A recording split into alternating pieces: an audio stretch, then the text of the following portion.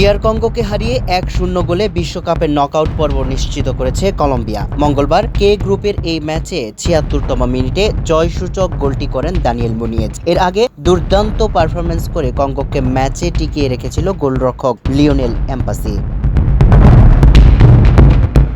ম্যাচের শুরু থেকেই বলের নিয়ন্ত্রণ নিজেদের কাছে রেখে আক্রমণাত্মক ফুটবল খেলে কলম্বিয়া। হামেস রদ্রিগেজ, লুইস দিয়ানাস ও জন আরিয়াসদের একের পর এক শট ডিআর কঙ্গোর রক্ষণভাগ ও গোলরক্ষক লিওনেল এমবাসির দৃঢ়তায় বারবার ব্যর্থ হচ্ছিল। প্রথমার্ধে ৮টি সেভ করেন এমবাসি। বিরতির পর ৫০ মিনিটেও লুইস দিয়াসের একটি নিচু শট দারুণভাবে রুখে দেন তিনি। ম্যাচের প্রথমার্ধে কলম্বিয়ার একটি গোল অফসাইডের কারণে বাতিল হয়ে যায়।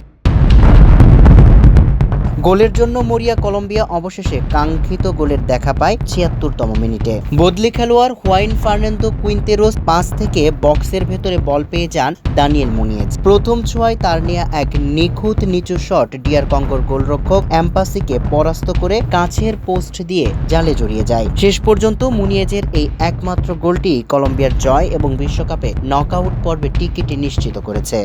সামিউল ইসলাম, মানবকণ্ঠ।